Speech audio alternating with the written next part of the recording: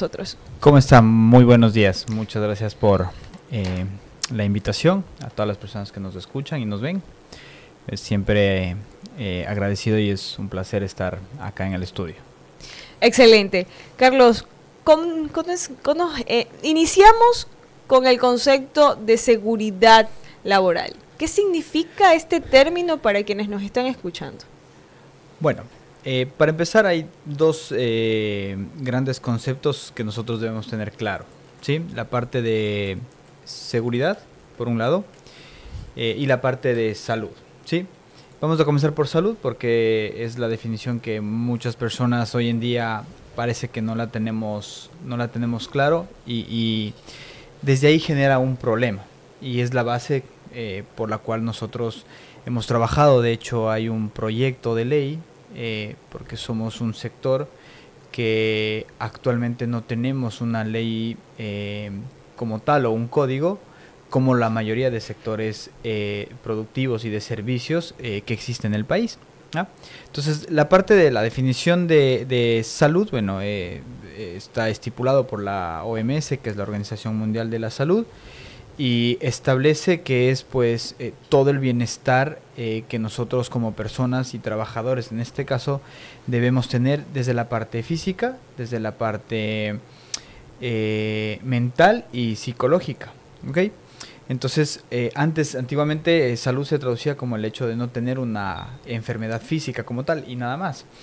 Pero dado todos los avances que hemos tenido, todos los cambios que se ha existido en nuestra sociedad, pues salud también influye, en la parte psicológica y cómo la persona se desenvuelve, en este caso en su ambiente de trabajo. Por eso es que hoy en día la Organización Internacional del Trabajo sacó un artículo bastante interesante de cómo el estrés y las relaciones inter e intrapersonales afectan al desenvolvimiento de la persona en su entorno o en su espacio de trabajo. Entonces, partiendo de esa definición de salud, seguridad, sí, constituye pues una disciplina en la cual previene, sí, de que la persona sufra algún tipo de accidente o de enfermedad profesional, entendiéndose esta prevención como todas aquellas medidas y mejoras de las condiciones, sí, de trabajo que la persona se expone todos los días, sí, con el objetivo de evitar que la persona sufra algún tipo de evento no deseado, como nosotros lo conocemos en la parte técnica. Es ¿Sí? muy interesante conocer estos conceptos. Ahora, ¿es reglamentario que toda empresa o institución cuente con un departamento de salud ocupacional? Efectivamente, en la legislación nacional que actualmente existe, que de hecho ya es bastante antigua, que data del año 86, ¿sí?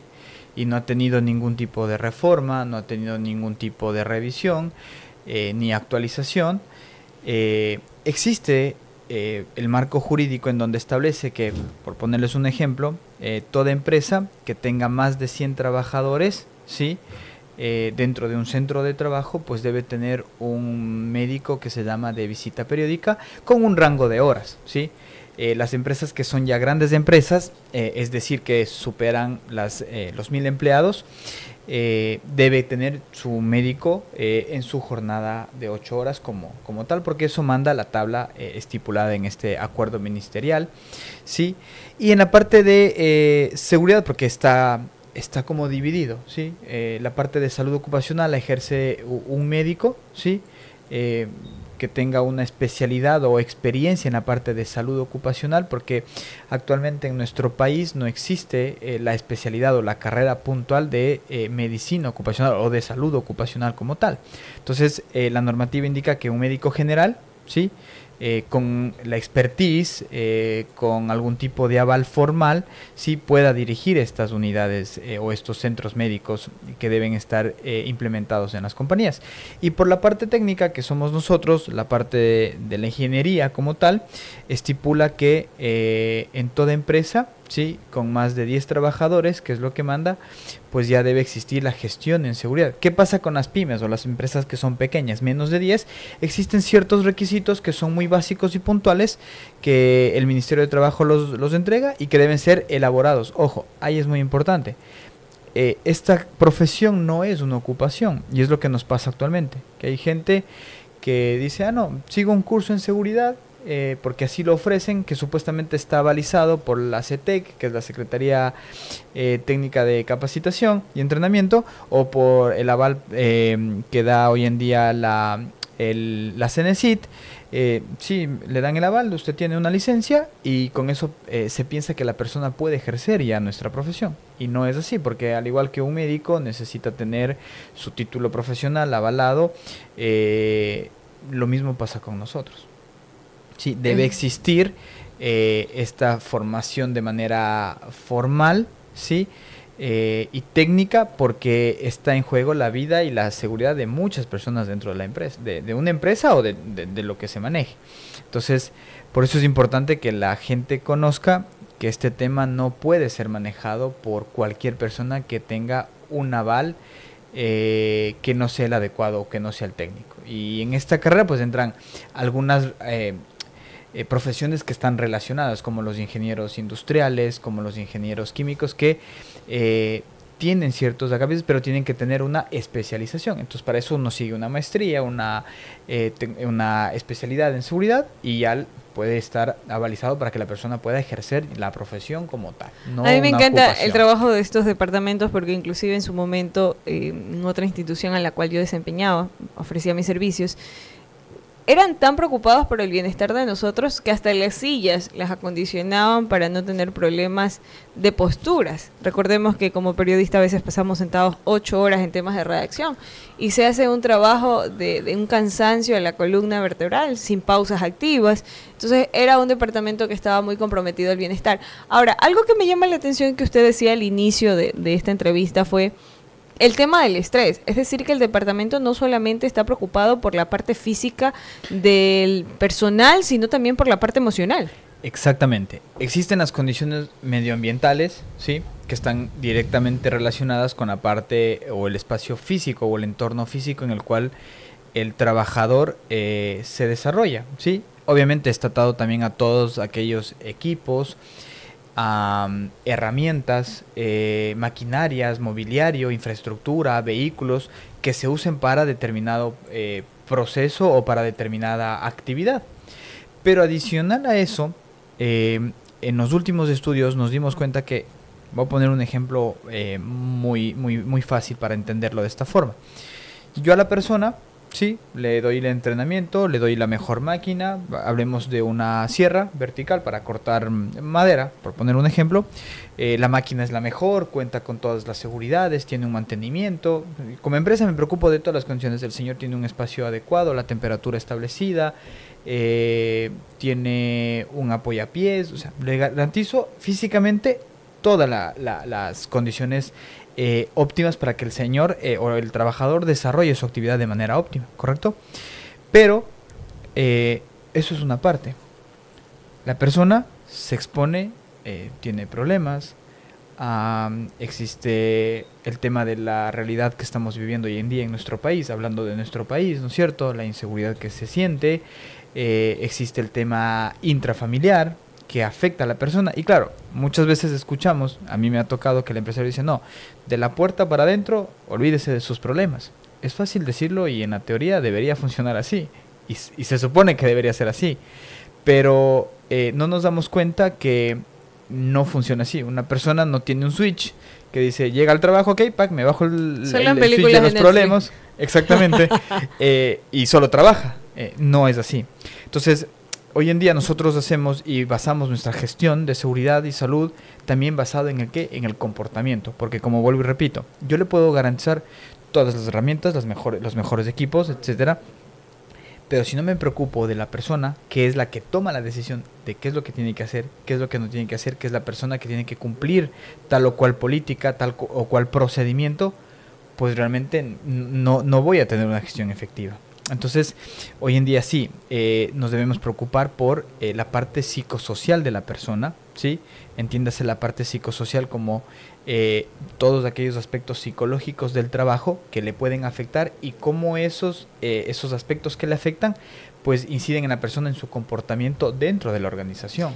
Hay una situación que es muy común en empresas pequeñas y al hablar de emociones, toda empresa pequeña es una familia y como en toda familia existe el exceso de unidad que genera malestar, que genera chismes, comentarios, porque es un círculo. Entonces, desde la parte ocupacional, desde la parte de seguridad emocional, ¿qué recomendaciones se le podría brindar a los trabajadores?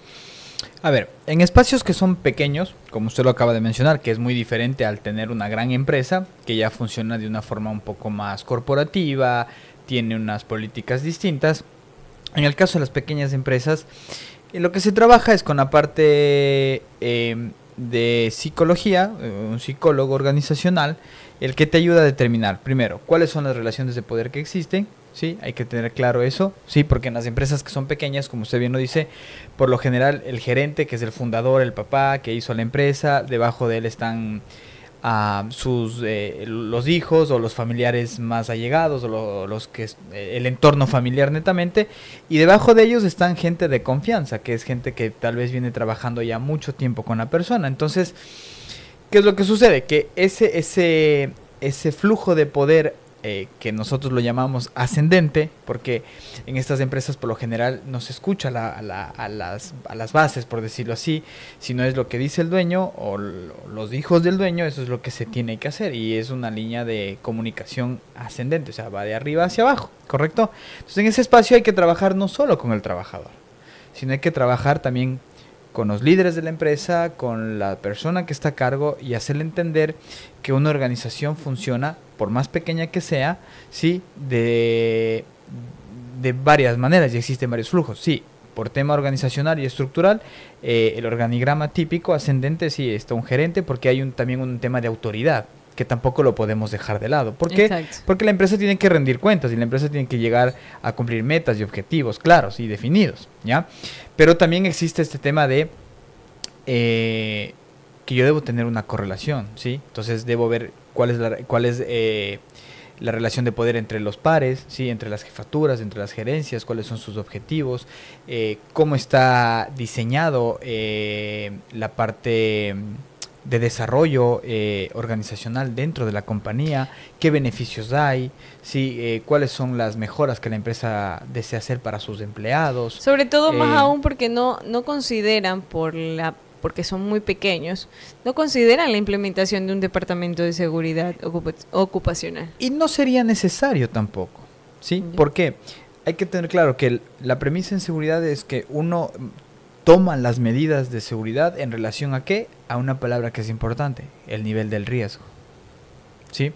Entonces, yo no puedo tener una estructura gigante o grande y robusta, sí, en una empresa, voy a poner un ejemplo, un call center, que son, digamos, 30 empleados, que lo que se dedica, hay un líder, ¿no es cierto?, un gerente, la estructura típica de una empresa, el departamento contable, talento humano, etcétera, y luego tiene la parte de las personas que hacen las llamadas, ¿correcto?, y reciben y todo.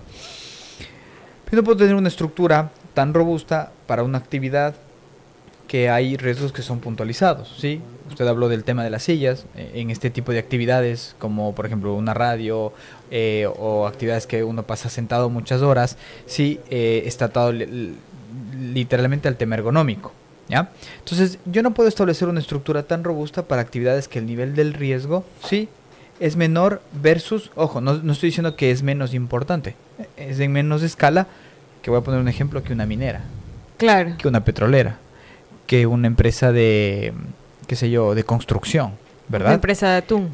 Una atunera, una fábrica grande con 300, 400, 500 empleados. Una flota pesquera donde tengo productos químicos que son altamente explosivos y contaminantes y cancerígenos como el amoníaco, etcétera, etcétera, ¿sí? Entonces, todos los departamentos y todas las empresas deben adoptar estas políticas en base al nivel del riesgo. Y para eso hay una tabla que está estipulada, ¿sí?, en donde le dan la clasificación si usted es un pyme, o sea, una pequeña empresa, una mediana o una gran empresa, y en base a esa clasificación usted va a tener unos requisitos que cumplir. ¿Y esos requisitos son nacionales o internacionales? Existe normativa local, sí, nacional, en donde le especifica qué es lo que debe cumplir. Hay ciertos vacíos, ciertas cosas que no están definidas claramente, porque, ojo, nosotros vamos ya en la revolución industrial 4.0, ¿verdad? Y nuestra ley fue hecha en el 86, ¿ya? Entonces... No, las reformas no tienen coherencia. Coherencia, exacto, porque la realidad de la ley de la industria ecuatoriana, sí, que la vivíamos en el año 86, no es la misma de la que vivimos hoy en día. Entonces es importante la actualización de este tipo de leyes. Exactamente, sí, porque hay servicios que antes no había. Hay servicios que se han creado por necesidad, porque ha habido cambios. La tecnología es un factor importante que ha optimizado muchos procesos que antes se hacían que hoy ya no se hacen. ¿Por qué? Porque hay una máquina, hay un software, hay un sistema, muchas cosas han cambiado. Entonces, existen ciertos requisitos que no los tenemos, pero para eso, como nosotros somos parte de la OIT y hemos ratificado muchos convenios, hay que esperar en este gobierno a ver qué sucede, porque esto cada que existe un cambio de gobierno, pues el presidente, porque es una facultad, debe ratificar esos convenios que se tienen firmados con la OIT, que es la Organización Internacional del Trabajo. Actualmente tenemos alrededor de 83 acuerdos que fueron ratificados por el gobierno anterior. Hay que ver qué pasa con este gobierno. Ojo, esto es optativo, esto es de cada presidente y de cada gobierno si los desea aceptar o no. Sí, entonces hay que esperar a ver si es que los ratifica, pues se continuaría con los mismos y los requisitos van a ser los mismos. Si no, o pueden aumentar o pueden disminuir, depende ya de lo que la parte política decida. Son las 8:55, Carlos. La verdad que la entrevista está muy interesante, pero por cuestiones de tiempo tengo que agradecerte tu participación. Esperamos tenerte en una próxima oportunidad de acuerdo a lo que tu agenda lo permita. ¿Estarías de acuerdo? Con todo gusto. Siempre dispuesto a aportar y pues a tener estos espacios para que la gente también vaya informando y interesándose sobre estos temas que son bastante interesantes. Sí, realmente sí, más aún porque la prevención es lo mejor que puede existir en temas de seguridad y salud. Son las 8:56, Roberto. ¿Cómo está Rodi en Santa